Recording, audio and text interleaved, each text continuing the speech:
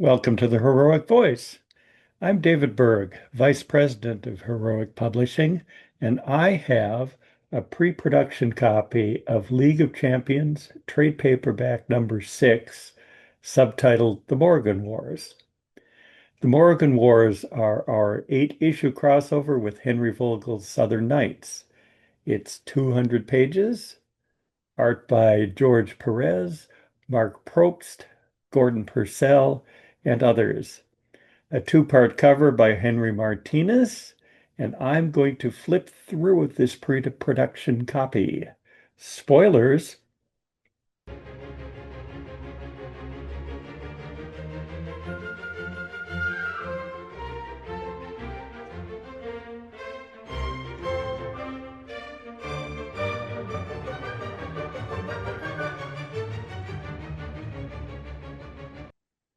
So, 200 pages. Let's go.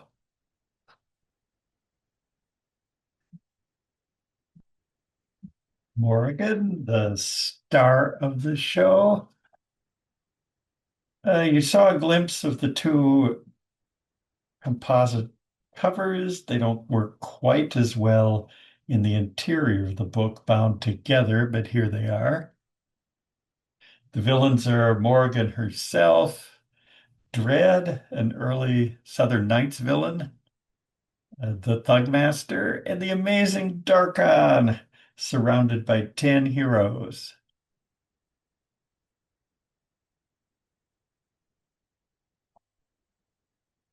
Henry and Dennis each provide a foreword describing the background of this project and the concept.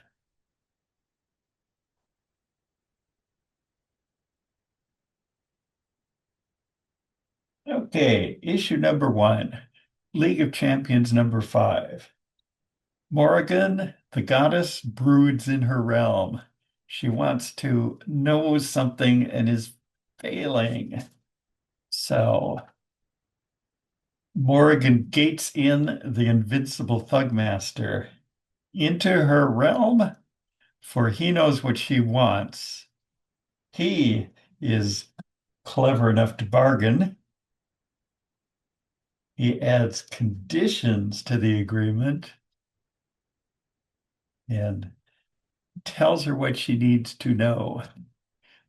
One of his conditions is that she is stuck using the amazing Darkon as a Confederate. He may be as much of a hindrance as a help. Let me say these two antagonists are by no means equal. The first impulse when doing a crossover might be to use equivalent foes, such as the Joker and the Red Skull, for example. But the Thugmaster is outmatched and he knows it. He even has some magical skill, but Morrigan pulled him right out of his office. She puts him back. He tips off the League of Champions. So, Champions headquarters, some character interplay, iStar Fan Club t-shirts. Maybe we should make some. And here's Flair getting that warning from the Thugmaster.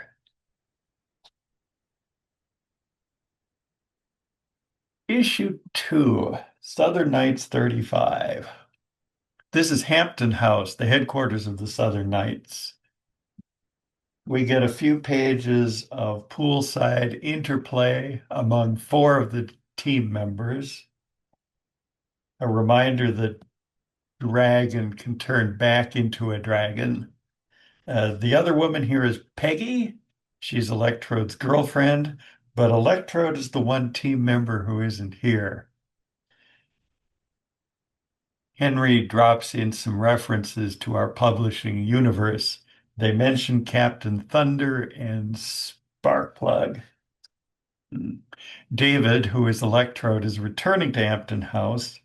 He stops to do a good deed helping a motorist who is a spy for the Thugmaster. The Thugmaster has set up some kind of test for the Southern Knights. And Peggy is abducted by thugs. Here we go. If the Southern Knights fight these guys, Peggy will be let go. So we're going to have several pages of one-on-one fights. A Southern Knight versus one of the Thugmaster's heroes, as arranged by the Thugmaster for his own reasons. But meanwhile, we have a breakout at Georgia State Penitentiary featuring the Thugmaster himself. We use up a lot of black ink on this character. That was Dragon's fight. Now we get Kristen, and the Thugmaster knows this warden. Thugmaster wants to spring Dread, which is a really bad idea. Dread comes from Southern Knights issue number 2. Connie's fight.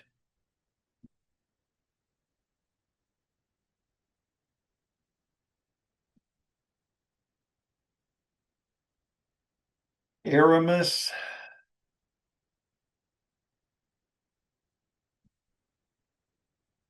And here is Dread himself. Totally crazy. And we get a glimpse of what he can do.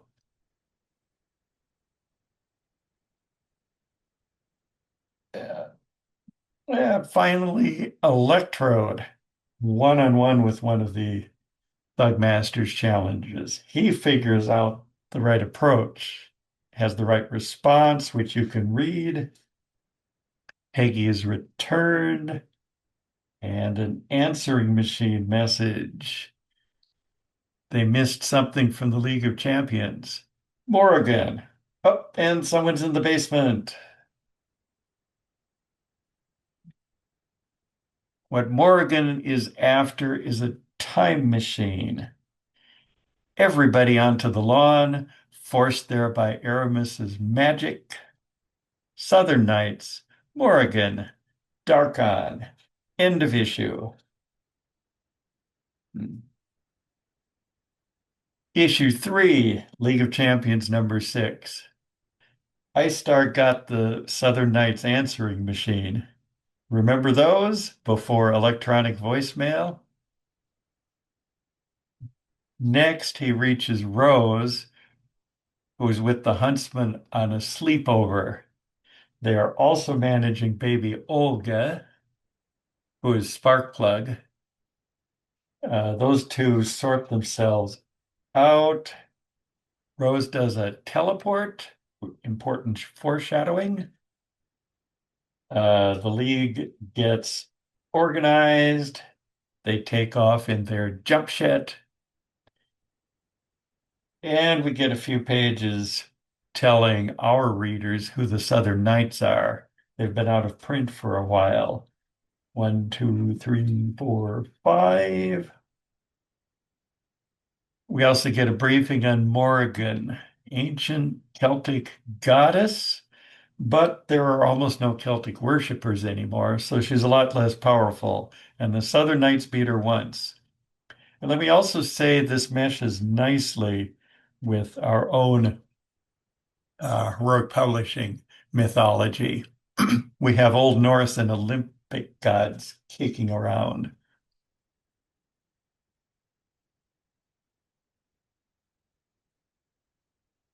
And now we're caught up back on the lawn outside Hampton House.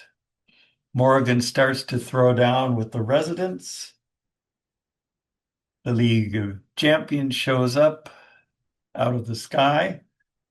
A bit of a scuffle. Darkon clobbers Flare. Morrigan puts the whammy on Kristen. But all of this is just warm up.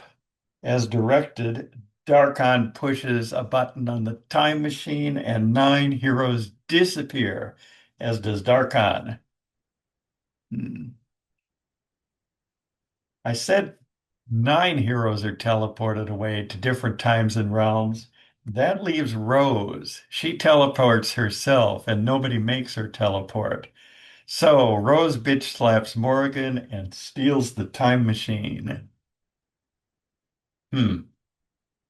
Morrigan doesn't actually need a time machine. She goes in pursuit and will be laying traps for everyone in the following stories. So, time for some math. We have 9 heroes. The writers, in good tradition, split them into 3 teams. We're going to have 3 adventures in different times, and I'll go through them quickly. Then the big finale. Issue 4, Flare number 8. We start out in Scotland, 1763, Christians versus witches, and the witches win because Morrigan uses her influence.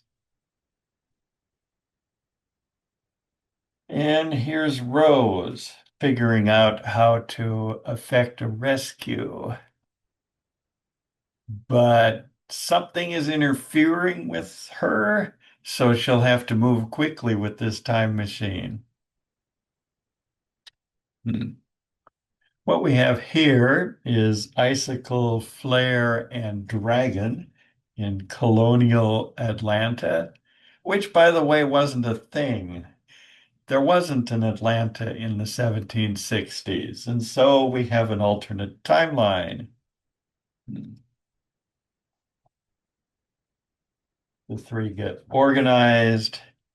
They leave Atlanta. Some suspicious witches are going to make trouble for them. Now, I've said this before, but if you have a rare team up, you want to explore the character interactions. Icicle the Thief is interested in the dragon's horde. Flare is wondering whether Mark is a man who turns into a dragon or a dragon who turns into a man. Dragon says he doesn't have a horde. Dragon hordes are a myth. Of course, that's exactly what a dragon with a horde would say. How old is Dragon? He could easily have centuries of gathered wealth and investment. Dragon could be the secret owner of Coca-Cola. Mhm.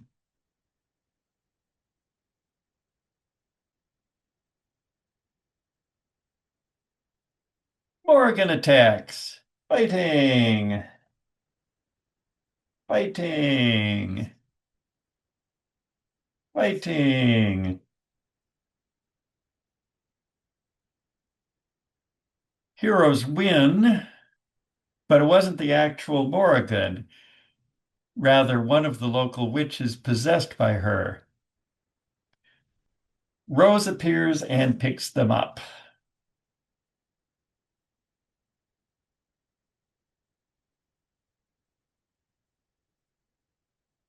Issue 5, Southern Nights 36. Connie, Ice Star, and Electrode apparently in present-day Atlanta, except the mansion is missing. Electrode says this has happened before. They've ended up in an alternate timeline. The time machine will have to rescue them. This chapter is presented as a mystery. The heroes poke around Atlanta, doing good deeds, getting friction, or even police hassle for doing it. Hmm. Yes, not what we expected the reaction would be. Morrigan is in the area. Hmm. The heroes stop a robbery, but this Atlanta doesn't seem to have traditional police, just private security. Read this for yourselves. It's a good puzzle.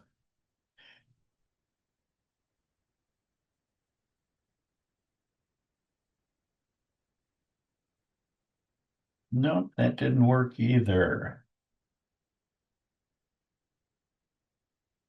Hmm. Okay, Morrigan finds the actual local heroes, the Atlanta Aces, and six them on our team.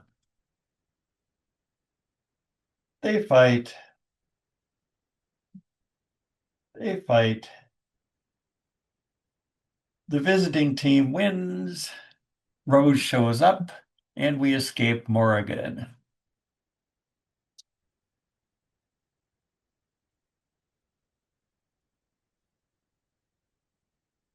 Issue number 6, League of Champions 7.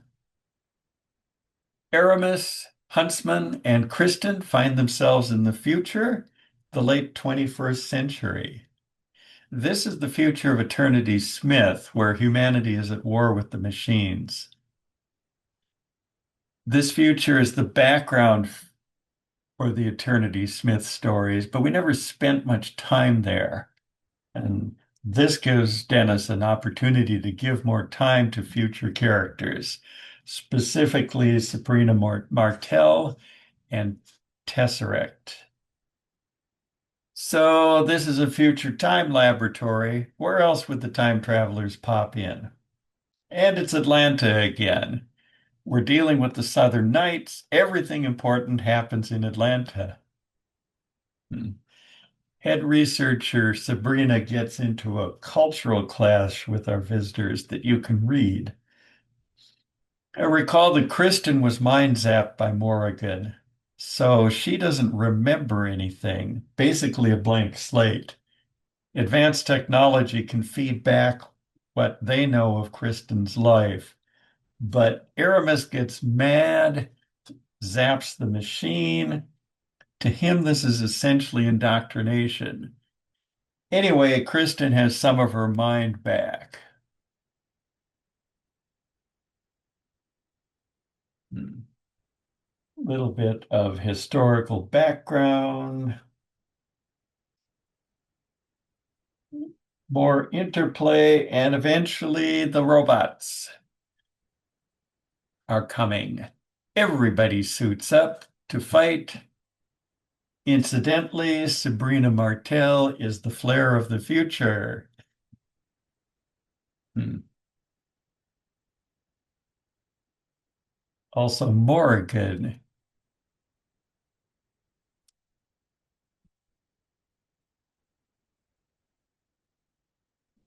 Issue 7, Flare 9.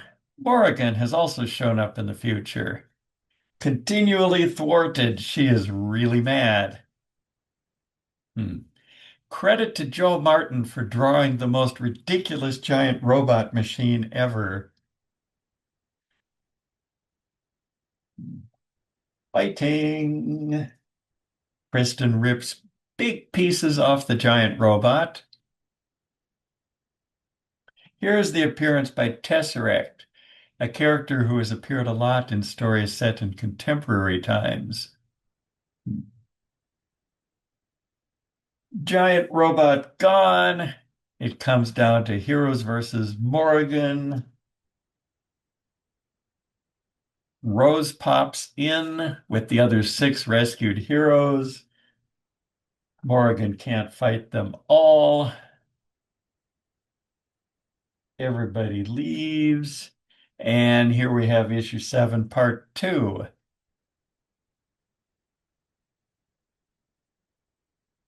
The Thugmaster, Thugs, and Dread at Hampton House after everyone disappeared. Look for anything unusual. Like, for example, 10 heroes in a time machine popping back into existence. A whole bunch of fighting.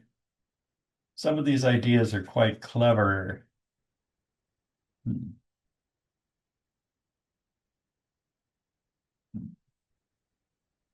Blair is about to hit the Thugmaster, so he tells Dredd to do something.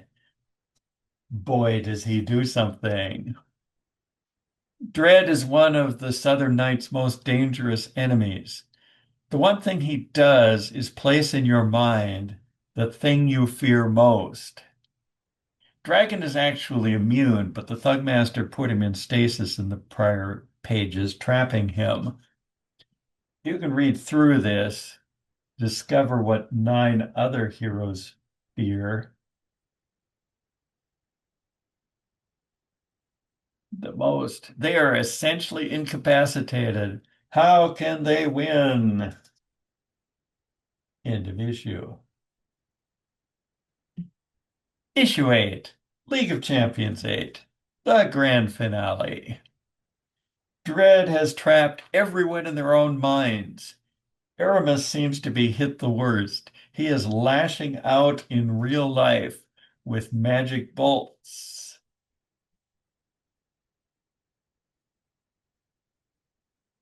Aye. Okay, they get lucky. One of the magic bolts finally hits Dread and knocks him out. People come to their senses. Bugmaster and his people regroup. Um, Aramis is still lashing out. Dragon is freed from temporal stasis because of another time disruption. Morrigan is back. Bugmaster is not actually on her side. His thugs attack her. They fail. It's sort of a three-sided fight, with Aramis still trapped in his own mind. But his hatred of Morrigan has him finally attacking her.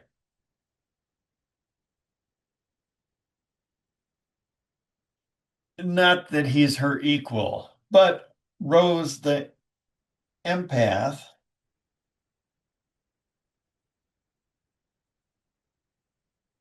links everybody up and adds their power into Aramis's mind. It makes enough of a difference. Morrigan gives up. She'll be back. And various thank yous, wrap up, departures, the end. If you want more Southern Nights, Critical Blast published this gigantic black and white archive.